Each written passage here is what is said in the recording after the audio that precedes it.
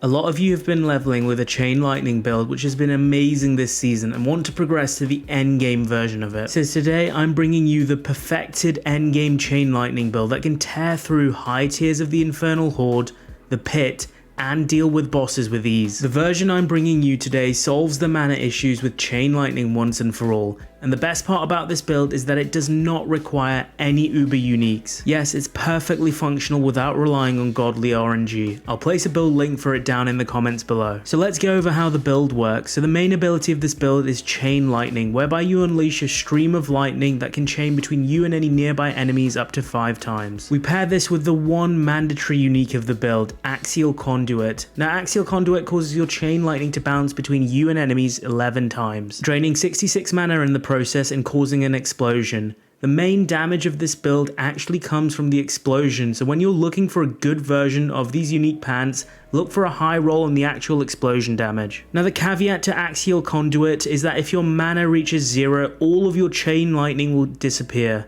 So all that time you spent building up multiple streams of Chain Lightning will suddenly go away.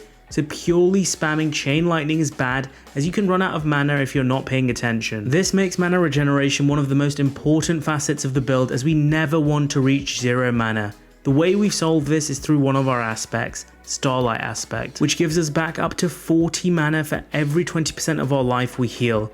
We combine this with the passive Warmth, which is found in our build. Thanks to the Firebolt enchant, we burn any enemies we deal damage to, so literally any enemy on the screen that is hit by any of our abilities will be burning. So in a dense Infernal Horde, you can have 10, 20 or even 30 enemies near you burning at any one given time.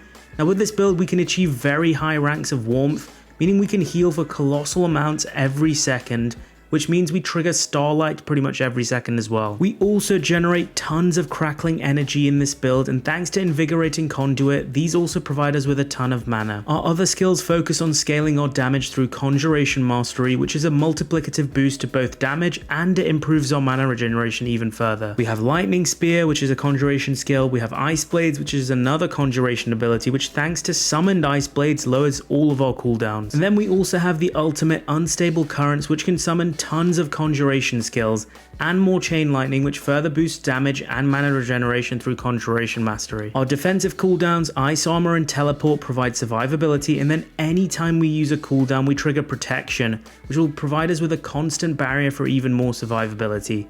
This barrier combined with all the healing from Warmth means you will never really die. Our key passive is Veer's Mastery, which gives us 25% damage reduction, and it causes even more lightning shenanigans by causing further chaining. So let's go over the skill tree first. You want 2 points into Firebolt, which is actually one of our enchantments as well, which applies burning damage to enemies. Then put 5 points into Chain Lightning, 1 point into Enhanced Chain Lightning, and 1 point into Destructive Chain Lightning. Put 1 point into Devastation, so you can put 3 points into Elemental Dominance. Then put 1 point into Teleport, 1 into Enhanced Teleport, and 1 into Shimmering Teleport. With enough cooldown reduction, you can keep up Teleport's 30% damage reduction at all times. Then put 1 point into Ice Armor, 1 into Enhanced Ice Armor, and 1 into Shimmering Ice Armor.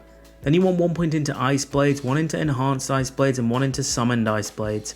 Ice Blades is our second enchantment because when we are spamming our cooldowns, it will summon more Ice Blades, which will further reduce all of our cooldowns even more. Then put 1 point into Lightning Spear, 1 into Enhanced, and 1 into Invoked Lightning Spear.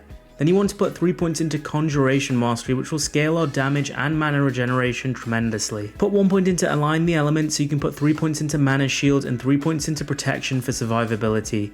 Put 1 into Inner Flame, so you can put 3 points into Devouring Blaze, so we can boost our critical strike damage. Put 1 point into Static Discharge, so we can put 3 points into Invigorating Conduit, which will further boost our mana gain because we can gain tons of mana from our crackling energy. Put 1 point into Fury Surge, 1 into Soulfire, so we can unlock Warmth, which you want to put 3 points into as soon as possible. Then put 1 point into Unstable Currents.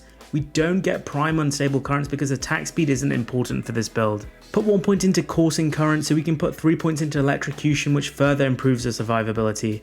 Our key passive is Veer's Mastery. Let's go over our gear and aspects. For your helmet, you want the aspect of Orange Herald, which on lucky hit will reduce our Unstable Currents cooldown. In terms of stats, you want cooldown reduction, mana per second, and intelligence or maximum life. Temper for total armor. The second temper for your helmet, go for chance to freeze unlucky hit, but this second temper doesn't matter as much if you miss this. Here you want your Masterworks to ideally land on cooldown reduction. The Harlequin Crest helmet is a straight swap for this slot if you do have it. On your chest piece you want the Ever Living aspect, which gives us 25% damage reduction against crowd controlled enemies. Here you want Intelligence, Total Armor and Mana per second. Temper for Warmth and Lucky Hit to freeze. Here you want your Masterworks to ideally land on Mana per second. On your gloves you want Aspect of Splintering Energy, which makes our Lightning Spear pretty deadly. For your affixes you want Ranks to Chain Lightning as the highest priority, then aim for Critical Strike chance and Intelligence. Temper for Critical Strike damage and Lucky Hit to freeze. Here you want your Masterworks to ideally land on Ranks to Chain Lightning. For your Axial Conduit, the highest priority, as I've mentioned before, is a high Unique Aspect roll, so a high explosion damage roll. A high damage reduction affix roll alongside a high chance to cast Chain Lightning projectiles is also desirable. You want your Masterworks to ideally hit the chance to cast Chain Lightning twice. Our boots are Esu's Heirloom. You want to roll with a high critical strike damage, and again you want to aim your Masterworks to hit that critical strike damage. For your amulet you want the Lightning Rod aspect. This gives us a chance to deal 120% more Chain Lightning damage, which is pretty huge. Then you want your affixes to be Ranks to Conjuration Mastery, Cooldown Reduction, and Critical Strike Chance, which are all desirable traits here. Temper for Warmth and Critical Strike damage. Aim for your Masterworks to hit either Cooldown Reduction or Ranks to Conjuration Mastery. For your rings you want the Tal Rasha's Unique Ring, which will multiplicatively boost our damage by 60%. We have Ice Blades, Lightning, and then we can sometimes summon Fire Hydras from our Unstable Currents, which will trigger this aspect 3 times. The main priority here is a high Unique Aspect roll. You want to hit as close to 20% per element. Then you want to aim for cooldown reduction. Aim for your Masterworks to also hit cooldown reduction. On your second ring you want this to be a legendary, so you can place your Starlight aspect here for mana regeneration.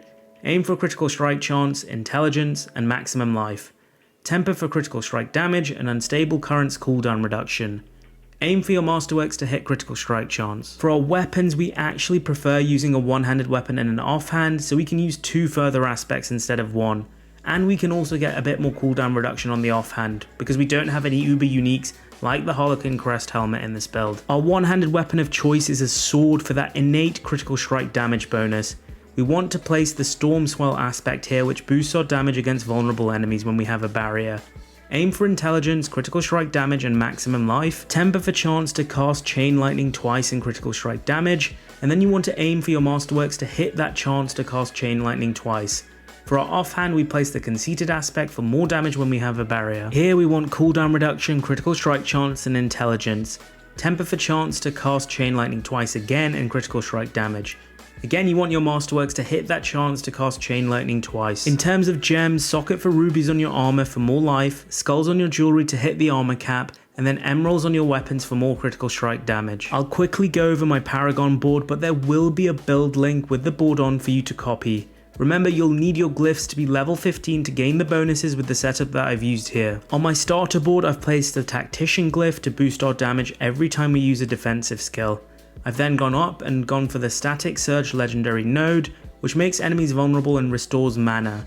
Our next glyph on this board is the Elementalist glyph, which is like a mini Tal Rasha's, which gives us stacking damage based on what damage type we deal to an enemy. Then we go across and get the Enchantment Master board, but we don't actually get the legendary node, and we place the Reinforced glyph here for more damage reduction. Go down and unlock the Ceaseless Conduit board and we place the Destruction glyph. I went for more nodes here to get as much critical strike damage as I could. Then go across for the Burning Instinct board, and here I placed the Flame Feeder glyph to boost damage against burning enemies. Then I went down on the Searing Heat board and placed the Exploit glyph to boost vulnerable damage.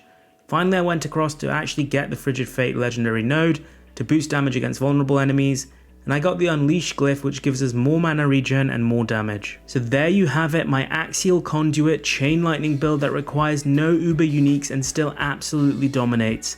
If you like what I talked about today, remember to smash the like button and subscribe to the channel for more Diablo builds as we get deeper into Season 5. I'm Mr. Ronit, and that's it for today. Peace out, guys.